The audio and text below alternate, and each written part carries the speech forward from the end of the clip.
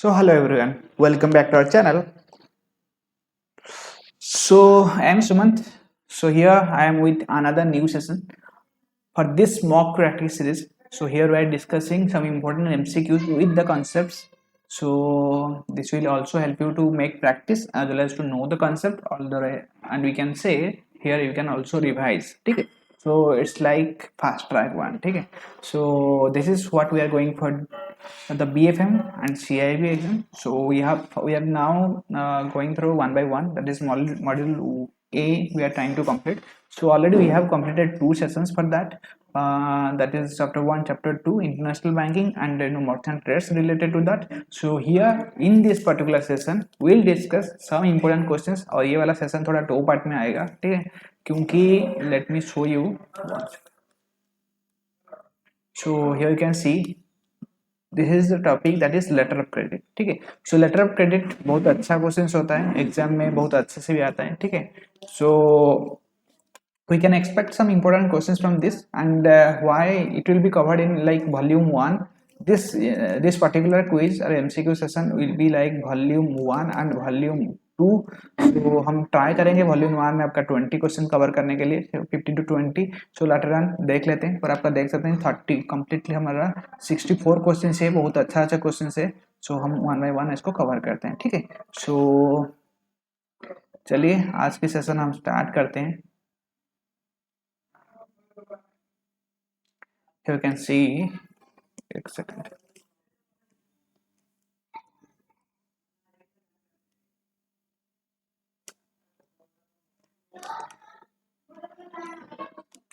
Letter of credit transaction subject to provision of dash.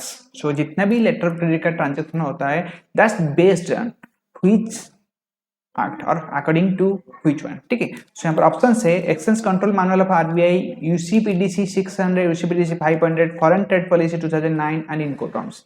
ठीक है. So this is very easy one and just try to remember जो letter of credit का जितने भी transaction होता है that's subject to provisions of and also that's also based on UCPDC 600. ठीक है. सो ऑप्शन नंबर बी है इसका correct answer.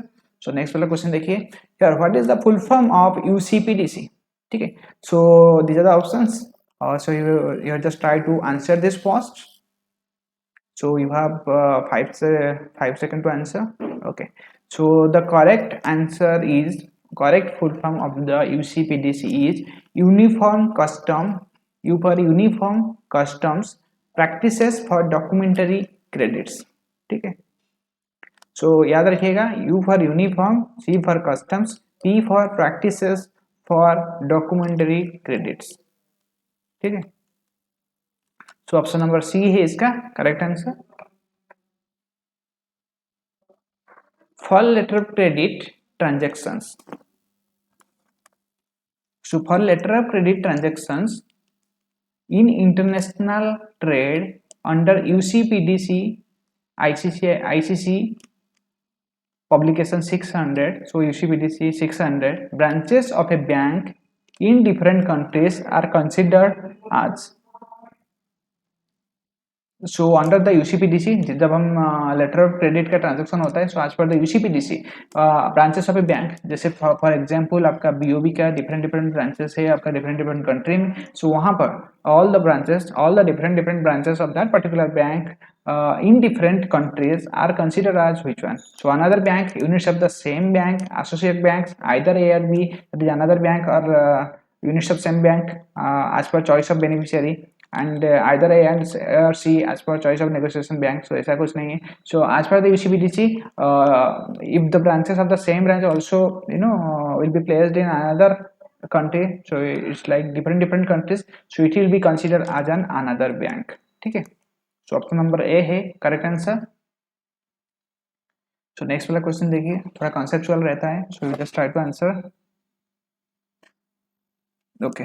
If a credit does not indicate whether it is revocable और इरिवोकेबल. ठीक है। सो आप सबको इरिवोकेबल एलसी रिलेटेड हमारा एक सेशन आया था बहुत दिन पहले, सो उसको रेफर कर लीजिएगा, आपको फुल्ली टाइप्स ऑफ एलसी के बाद क्लियर हो जाएगा, ठीक है।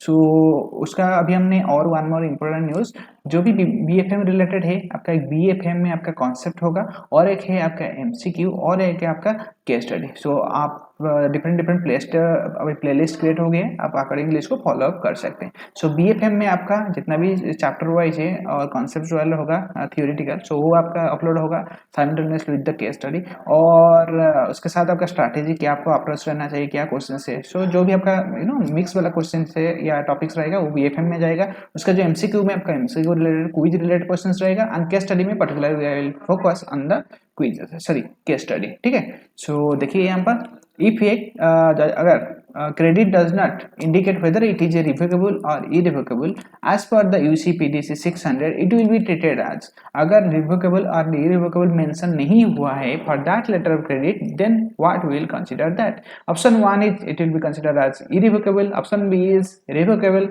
either revocable or irrevocable as per the beneficiary choice। so जो भी beneficiary रहेगा उसके accordingly, उसका जो choice होगा उसके accordingly हो जाएगा, either revocable or irrevocable as per the choice of the applicant of the credit। so जो भी credit है उनका चॉइस देखिए, अगर चॉइस देना था तो वो दे देना था ना कि रिवोकेबल होगा इरिवोकेबल होगा, सो दे नीड टू मेंशन। अगर नहीं मेंशन हुआ है, यहाँ पर दिया है आइदर ए और बी, दैट मींस रिवोकेबल और revocable by mutual consent of the beneficiary and arbitraging bank. So इतना ये जो सी डी ई है इतना कॉम्प्लिकेटेड स्टेप्स नहीं है, अगर मेंशन है तो ठीक है, वी विल फॉलो दैट। अगर revocable mention will go for the revocable, अगर इरिवोकेबल मेंशन है then we will go for the irrevocable. अगर मेंशन नहीं है here, this is the question, तो आंसर हो जाएगा आपका इरिवोकेबल। अगर मेंशन नहीं है then we will consider that LC as irrevocable one, ठीक है। so this is the next question, if a letter of credit and UCPDC have contradictory provisions, which of the following statements will be true in this regard? Got it? so okay, these are the options, just try to answer it. If a letter of credit and UCPDC have contradictory provisions, contradictory means both have the opposite provisions. If the letter of credit has some provisions and some guidelines to follow, and as per the it's not following as per the guidelines, then which of the following statement will be true? ठीक है, जैसे कि आपका as per the letter of credit जो भी आपका indication मिला है, जो भी आपका डायरेक्शन मिला है, वो आपका यूसीपीडीसी के रूल को फॉलो अप नहीं कर रहा है। सो इस केस में हमें क्या करना चाहिए, क्या फॉलो अप होना चाहिए, उसका हम देख लेते हैं। ऑप्शन में क्या है, provisions of UCPDC will prevail over those credits, ठीक है, provisions of credit will prevail over those UCPDC. And next है better of the provisions of UCPDC and credit as applicable. तो फर्स्ट वन में है कि प्रोविजंस का जितने भी आपका यूसीपीडीसी का फॉलो होगा। सेकंड ऑप्शन में है आपका जो लेटर क्रेडिट मतलब ये है आपका एलसी, जो भी प्रोविजन रहेगा LC that will be followed. और सी में है बेटर ऑफ द प्रोविजंस, मतलब यूसीपीडीसी एंड क्रेडिट दोनों में जो भी अच्छा रहेगा applicable to the beneficiary, beneficiary के लिए जो भी अच्छा रहेगा that will be followed.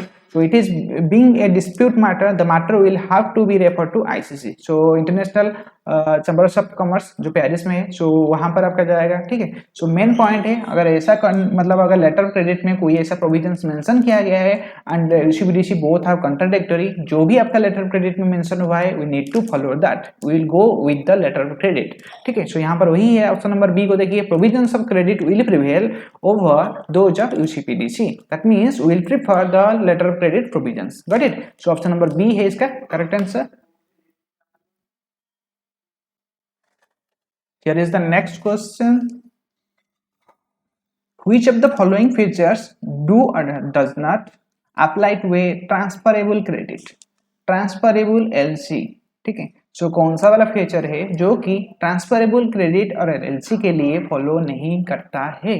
So first option देख सकते हैं, transferable LC is one which is expressly written to be transferable. So इसमें लिखना जरूरी है कि ये ट्रांसफरेबल है, ठीक है।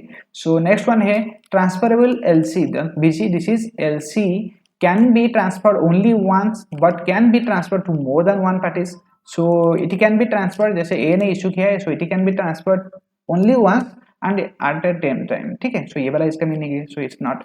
सो नेक्स्ट देखते हैं, in a transferable credit the first beneficiary has the right to substitute his own do not apply, जो कि आपका ट्रांसफरेबल क्रेडिट के लिए अप्लाई नहीं होगा, ठीक है। मतलब यहाँ सर एक सेंटेंस है जो कि फॉलो अप नहीं होता है और सब कुछ फॉलो अप होता है, ठीक है। सो ट्रांसफरेबल के लिए आपका रेटिंग जो है ट्रांसफरेबल लिखने का जरूरी है, क्योंकि then only we can identify that as an transferable one. So इसका जो है ट्रांसफरेबल एलसी का और एक इसका फंक्शनैलिटी है, कैरेक्टरिस्टिक्स है कि ये ओनली वंस होगा, पर आपका है can be transfer to more than one parties, ठीक है। सो ओनली वन ट्रांसफर होगा but can be transfer to more than one parties, तो ये भी आपका सही है। So in a transferable credit, the first beneficiary has the right to substitute his own invoice and draft for those of the secondary beneficiaries. So जो first beneficiary रहेगा, he can substitute his own invoice. So जो भी उसके पास invoice होगा, so he has the right to substitute first beneficiary के पास है, and जो भी आपका draft for those of the secondary, जो भी ड्राफ्ट रहेगा उसके बाद जो है सेकेंडरी थर्ड सेकेंडरी रहेंगे, सो उनका बेनिफिशियरी का जो ड्राफ्ट है उसका सब्सटीट्यूट करने लिए उसके पास राइट रहेगा, तो ये भी सही है। Transfer of such credit by secondary beneficiary back to first beneficiary is not permitted. So इसमें ये बोला जा रहा है कि आपका एलसी जो है एक बार अगर सेकेंडरी बेनिफिशियरी के पास चला गया, then it can not be transfer back to that first beneficiary, is not permitted, actually it's permitted, ठीक है। सो ये जो नॉट के लिए हमारा जो है पूछा है कि which one is not apply, so this one is not apply, option number D है correct answer of this question. And ये सही सेंटेंस होता है अगर हम इसको नॉट को हटा दें, इट्स परमिटेड, ठीक है। So these are the characteristics for the transferable credit. So इसको याद रखिए क्या क्या पॉइंट्स है, then you can easily remember, ठीक है। सो चलिए नेक्स्ट क्वेश्चन देखते हैं।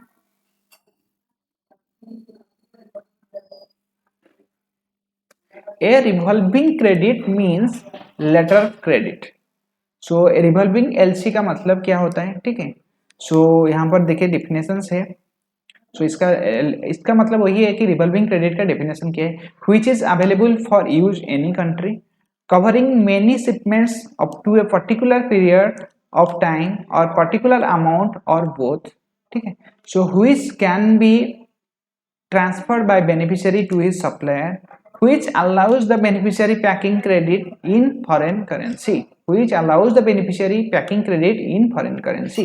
So ये जो रिवॉल्विंग क्रेडिट का जो है करेक्ट डेफिनेशन है आपका ऑप्शन नंबर बी। देखिए क्या बोला है, that is covering many shipments. So revolving मतलब देखिए 1 to 1 1 1 ऐसे आपका रिवॉल्विंग होता रहता है। सो कवरिंग डेफिनेशन वही है कि covering many shipments. So many जो होता है आपका जो जितना भी मैक्सिमम शिपमेंट्स होता है उसको कवर करता है up to a particular period, एक टाइम पीरियड फिक्स रहता है, ठीक है। जैसे कि आपका ऐसे 1 मंथ के अंदर जितना भी होगा ये this will be also applicable. Particular time period के लिए फिक्स रहता है और पर्टिकुलर अमाउंट और बोथ। सो दोनों आइदर आपका पर्टिकुलर टाइम पीरियड होगा और पर्टिकुलर अमाउंट होगा और दोनों बोथ होगा। सो दोनों के लिए आपका होता है एप्लीकेबल, ठीक है, कवरिंग मेनी शिपमेंट्स। सो इसका जो आंसर है ऑप्शन नंबर बी है करेक्ट आंसर। सो नेक्स्ट वाला क्वेश्चन देखिए, a red clause LC is one in which. So red clause LC का डेफिनेशन क्या है यहाँ पर आप देख सकते हैं। सो फर्स्ट ऑप्शन है beneficiary can avail pre shipment finance up to the amount specified in LC, negotiation is restricted to a particular bank, all clauses are compulsorily printed in red, there are certain restrictive clauses as to period of shipment और negotiation of bills, ठीक है। सो इसका जो सही answer है here is the option number A, that is the beneficiary can avail pre-shipment finance up to the amount specified in the LC. That means in red clause LC that this particular amount specified will be written in red, ठीक है। So that means important points of that particular LC will be written in red ink, ठीक है। And here what the beneficiary can avail pre-shipment finance, that means before the shipment he can also get some finance up to the amount whatever the amount has been specified in that particular LC, जो भी amount उस LC में specify हुआ होगा वो उसको avail कर सकता है, ठीक है। सो ऑप्शन नंबर ए हो जाएगा आपका इसका करेक्ट आंसर, ठीक है। So all clauses, not all the clauses, some important clauses need to be written in red. So here is option number A, ये जो क्वेश्चन के हिसाब से अकॉर्डिंगली जो आंसर है, ठीक है। So will see the next question.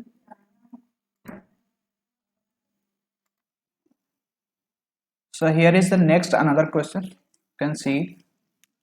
So here is like a back-to-back letter of credit is what? So that means what is the definition of that back-to-back letter of credit, we can say functionality. So it has the options.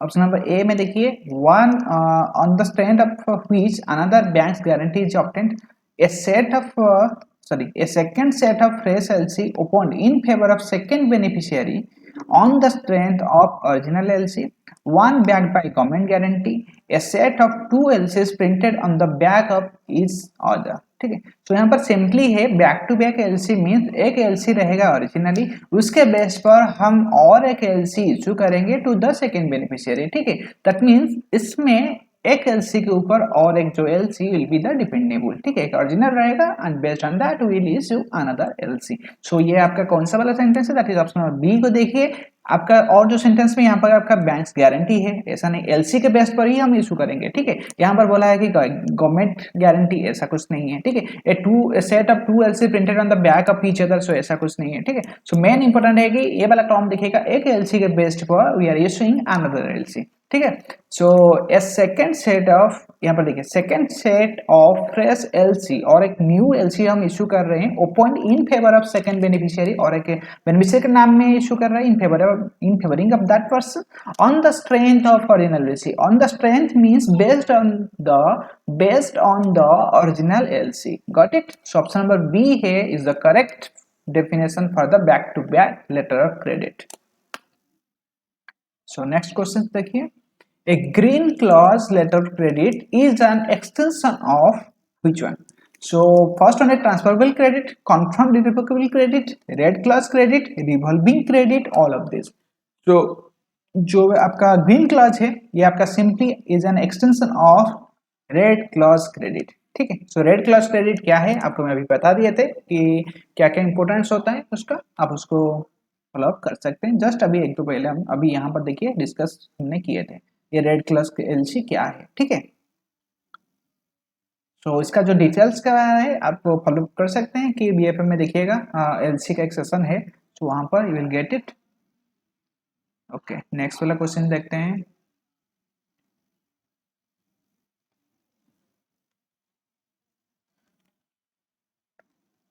A claused bill of lading means bill of lading. So a claused bill of lading means what? So that bill of lading contains, so option number A है containing special clauses as required under the letter of credit. So इसमें कुछ special clause mention होता है as per the requirement for that particular LC with a clause that shipping company has a right to increase the freight. So here you can see एक special clause भी इसमें addition होता है, that is shipping company has the right to increase the freight. So जो भी आपका freight होगा can increase, that can be increase by the shipping company. ठीक है, so giving the importer right to refuse payment of freight if goods are damaged on board. So इसमें कुछ rights importer को दिया जाता है, दैट इज अगर freight का ड्यूरिंग द बोर्ड जब आपका शिपमेंट होता है, सो जब उसके पास पहुंचेगा आपका इंपोर्टर के पास, सो ही कैन रिफ्यूज अगर goods are in damaged condition or not in good condition, that you can say damaged on board, then that can be the importer has the right to refuse. So ये भी आपका एक particular clause mention हो सकता है. ठीक है, so next indicative defective conditions and indicating effective conditions and packing of credit goods. सो यहाँ पर अगर कोई भी आपका डिफेक्टिंग कंडीशन है और पैकिंग ऑफ गुड्स है, that can also be mentioned in that particular क्लॉज्ड bill of lending. So here देखिए लास्ट वाला ऑप्शन क्या है, ऑल द ऑप्शंस आर सही आंसर है. सो इसका जो आंसर होगा एनी वन और मोर ऑफ द अबव. सो इसमें एक सही हो सकता है और उससे भी मोर देन, क्योंकि ये जो है ना देखिए फर्स्ट में एक जनरलाइज कुछ एक स्पेशल क्लॉज मेंशन होगा, यहाँ पर आपका पर्टिकुलर इंडिविजुअल बोल दिया है कि एक आपका स्पेशल क्लॉज है. जैसे कि यहाँ पर आपको एक बोला गया है कि शिपिंग कंपनी को राइट रहेगा अपना प्राइस को इंक्रीज करने के लिए, यहाँ पर इंपोर्टर का राइट रहेगा, ये मेंशन होना चाहिए कि इंपोर्टर का राइट रहेगा कि पेमेंट को रिफ्यूज करेगा अगर goods are not in good condition और डैमेज कंडीशन. ठीक है, सो यहाँ पर और एक है कि यहाँ पर अगर कोई भी डिफेक्टिव है अगर उसको भी वो उसमें इंडिकेट कर जा सकता है कि ये वाला डिफेक्टिव हुआ है, एंड इसमें इंपोर्टर अगर मतलब he can agree then he can pay that, if he has agreed then he has to pay. ठीक है, सो ये भी आपका उसमें इंडिकेटिव रहता है. सो ये आपका एक स्पेशल क्लॉज में जाता है which need to be mentioned in that particular bill of lading. ठीक है, so if that particular clause has been mentioned this is known as claused bill of lading. Got it. So यहाँ पर जो answer है option number ई है any one और more of the above. So here देखिए बहुत अच्छा अच्छा क्वेश्चंस है। Okay, so you can see the expiry of a letter of credit is, so expiry of a letter of credit is 15th July 2009. The last date of shipment mentioned in the LC is 30th 30 June 2009. Okay, so the shipment was actually made on 17th June. Documents were presented on 15th July. Choose the best option out of the following answers provisions of the UCPDC. So यहाँ पर देखिए एक LC आपका issue हुआ है, कब हुआ है?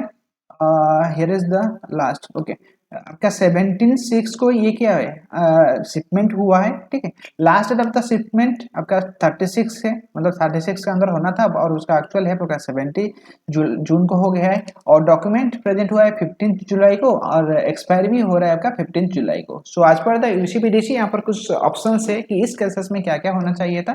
तो देख लेते हैं which one is correct as per the provisions of the UCPDC 600 because all the LC will be followed by the UCPDC 600, ठीक है। फर्स्ट ऑप्शन देखते हैं, the documents should have been presented within 7 days from the date of shipment.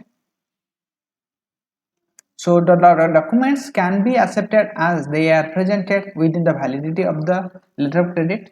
The documents should have been presented within the 15 days from the date of shipments. The documents should have been presented within the 21 days of the date of shipment. So यहाँ पर देखिए date of shipment कब है, 17 है। so इसका जो आज पर यूसीपीडीसी यहाँ पर जो डॉक्यूमेंट कब प्रेजेंट हुआ है 15 जुलाई को। so 17 से 15 जुलाई आपका ये जो एक मेन इंपॉर्टेंट पॉइंट्स है कि आज पर यूसीपीडीसी जो भी डॉक्यूमेंट्स है that need to be submitted within 21 days from the date of shipment. So 21 days के अंदर डॉक्यूमेंट सबमिट हो जाना चाहिए। पर यहाँ पर क्या हुआ है, आपका 17 को शिपमेंट हुआ है एंड डॉक्यूमेंट सबमिट हुआ है ऑन 15th जुलाई, जो कि आपका अप्रॉक्स हमारा ये 30 हो जाएगा तो 28 डेज का है, that means more than 21 days. So it's not following the provisions of UCPDC, that means we will not accept that. So here जो करेक्ट आंसर है as per the UCPDC the document should have been presented 21 days from the date of shipment. So option number D है इसका correct answer and here ये follow नहीं हुआ है, ठीक है।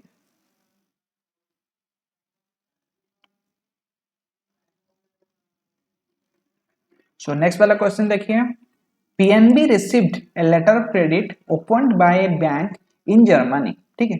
So PNB को एक letter of credit मिला है, so letter opened by a bank in Germany, got it। So it is not in a position to verify the apparent authenticity of that LC.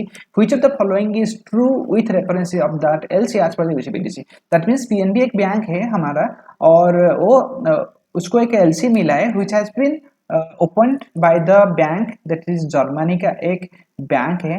सो वहां पर ये एलसी इशू हुआ है, got it. So यहाँ पर PNB is unable to check out that authenticity of that LC whether it is false one, sorry fake one और real one.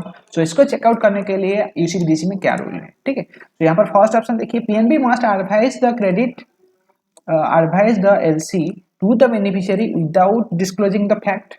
PNB may elect not to advise the credit and must so inform the issuing bank without delay. PNB may elect to advise the credit to the beneficiary without recourse, ठीक है। So option number B और सी and option number either A और B, either ए होगा और B और सी से होगा। So try to इसको एनालाइज करिए क्या होना चाहिए इसका सही आंसर। सो यू कैन सी यहाँ पर क्या है जो आपका ऑप्शंस है। सो यहाँ पर देखिए, PNB must advise the credit to beneficiary without disclosing the fact. So without disclosing the fact ये तो सही नहीं है। As a bank we need to tell the beneficiary that these are the things, so it's need to be clear, ठीक है। So ये जो disclosing without disclosing है, so it should be disclosed to the beneficiary, ठीक है। So ये आपका तो सही नहीं है। सो नेक्स्ट वाला देखते हैं, PNB may elect not to advise the credit and must so inform the issuing bank.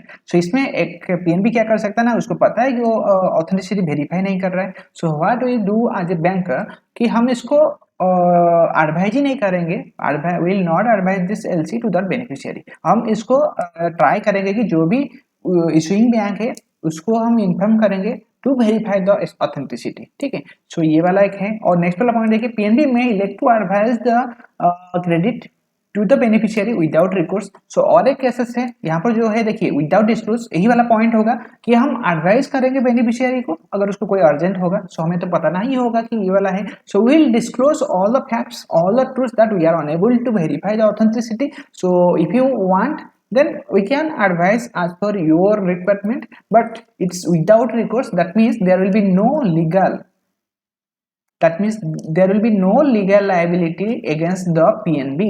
That means the beneficiary cannot claim any legal things against the PNB, ठीक है। बिकॉज ये आपको कंसेंट में आपको पता है कि ये इसमें इशू हो सकता है, फिर भी अगर बेनिफिशियर अपना कंसेंट देता है कि आप मेरे को वाला इशू कराइए, देन पीएनबी क्या करेगा ना, इसको एडवाइस कर सकता है, ठीक है।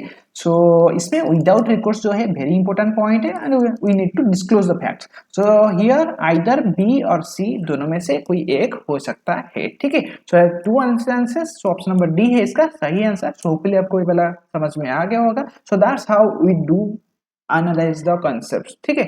सो ऐसे ही आप कॉन्सेप्ट को एनालाइज करिए। मेन पॉइंट है you will gain the confidence, ठीक है। और ये जो कॉन्फिडेंस है ना, believe me, you will be in, no matter it's 7 days, 15 days, or how many days you have for that exam. Just try to analyze whatever you are just preparing, ठीक है।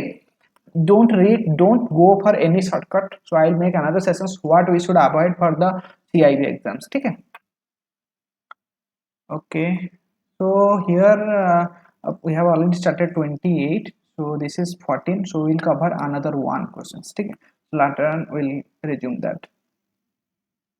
So यहाँ पर देखिए, this is the 42 questions. So a letter of credit was issued on 1/8, so 1st August 2009.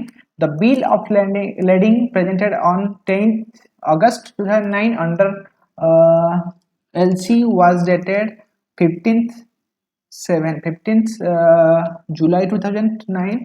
So the letter of credit is silent to this aspect. AD should.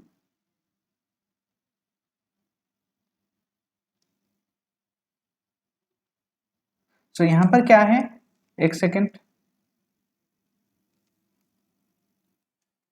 So here you can see a letter of credit was issued on 1st August 2009 को, ठीक है। So the bill of lading जो कि present हुआ है 10th August 2009 को, and that was under the LC, ठीक है, and that was dated 25 जुलाई 2009। मतलब जो बिल ऑफ लेडिंग का जो डेटेड है वो है 25 जुलाई 2009 एंड प्रेजेंट हुआ है 10th अगस्त में, ठीक है। एंड लेटर ऑफ क्रेडिट जो है वो इश्यू हुआ है 1st अगस्त को। एंड ये जो बिल ऑफ ट्रेडिंग है ये before that letter of credit issue होने से पहले ही आपका डेटेड है। सो यहाँ पर जो है LC is silent on this aspect. So ये जो एस्पेक्ट था आपका letter of lending before that early to that issuance of the LC है, so it's silent on this aspect. So इस केस में what that authorised dealer should do, ठीक है। So here you can see accept the bill of lading if otherwise in order, not accept a document dated prior to the date of the LC। so ये जो है LD मतलब जो आपका bill of lading जो है 25 मतलब prior मतलब LC से पहले ही आपका इशू है। so यहाँ पर ये बोला जा रहा है कि not to accept any of that, so refer the matter to the application of the UC, sorry LC। तो जो भी आपका एप्लीकेंट है फॉर दैट एलसी उसको हम रेफर करेंगे, refer the matter to the issuing bank. So जो भी इशूइंग बैंक इशू क्या है, because we need to issue that based on that letter of sorry bill of lading, ठीक है। So will contact that issuing bank. So यहाँ पर next option है none of this. So यहाँ इस case में the AD should accept the bill of lading if otherwise in order, if that lading is in order, then that authorized dealer should accept that bill of lading, ठीक है। क्योंकि आपका जब भी आपका बिल हो उसके बेस में आपका लेटर ऑफ क्रेडिट इशू हो सकता है, ठीक है। So there will be no issue. तो ये वाला जो है ऑप्शन नंबर ए है सही answer, the AD will accept that letter of credit, ठीक है। So this will be the next question. A manufacturer exporter will prefer which LC? So manufacture जो भी एक्सपोर्टर रहते हैं, सो अगर मैन्युफैक्चर बैठे that means he is doing some manufacturing job business, so in that case he will prefer which LC. So यहाँ पर option है transferable LC, irrevocable LC, irrevocable, confirmed LC, revocable LC. ठीक है, तो यहाँ पर जो करेक्ट आंसर है, जो मैन्युफैक्चर एक्सपोर्टर है तो वो क्या प्रेफर करेगा, क्योंकि वो मैन्युफैक्चर कर रहा है। देखिए एक्सपोर्टर क्या है आपका, ये इंपोर्टर हो गया और ये एक्सपोर्टर हो गया। एक्सपोर्टर जो है अपना जो है मैन्युफैक्चर मतलब क्या है, he is also manufacturing the products, so in that case he will also transfer. So यहाँ पर क्यों, यहाँ पर जो आंसर है इरिवोकेबल कन्फर्म्ड एलसी, इसीलिए क्योंकि मैन्युफैक्चर पकड़ लीजिए ये हो गया इंपोर्टर और ये हो गया बी हमारा एक्सपोर्टर। ठीक है, and he is also doing manufacturing products, पकड़ लेते हैं क्लॉथ्स। ठीक है, सो उस केस में क्या होता है ना, अगर बी को एक डील मिल गया and he also he has completed the manufacturing one, he can revert back to that process. ठीक है, सो उस केस में उसको उस मैन्युफैक्चर प्रोडक्ट को उसका कुछ यूज नहीं है, because he has done all those things as per the direction, as per the order of that particular a. ठीक है, उनका जो क्लाइंट है एक अकॉर्डिंगली उसको बना है, सो और जो कस्टमर सी है उसको जरूरत नहीं पड़ेगा। सो इसीलिए जो मैन्युफैक्चरिंग के केस में जैसे कि हम ऑर्डर के हिसाब से इसको बनाते हैं, we are manufacturing that according to that particular order, उस केस में that LC must be confirmed one and also irrevocable, मतलब उसको रिवर्स नहीं किया जा सकता, it should be one way. ठीक है, और एलसी मतलब बाद में इसको कैंसिल नहीं किया जा सकता, he has to pay for that product whatever he, मतलब उसको वो वाला जो ऑर्डर है he has to take that product. ठीक है, so because that should be confirmed, so इसीलिए it should be the manufacturing exporter will prefer irrevocable confirmed LC and why, that's what I explained here। ठीक है, so ये था हमारा 15 questions LC का, और भी बहुत सारा क्वेश्चंस है। ठीक है, so ये वाला हमारा वॉल्यूम 1 हम LC का यहाँ पर खत्म करते हैं। so नेक्स्ट में और जो रिमेनिंग क्वेश्चंस है विल कवर ऑल दो सेशंस। ठीक है, और hopefully this session has added some value to your preparation, and if you like the session then do like, share and subscribe to our channel। ठीक है, and also share with your friends those who are preparing for the CIB exams as well, right, so that it will also helpful for them and we will also have a great community as soon as possible। ठीक है, so see you in the next session and thanks for watching, and till the next just keep learning and अपना ख्याल रखिए। Thank you।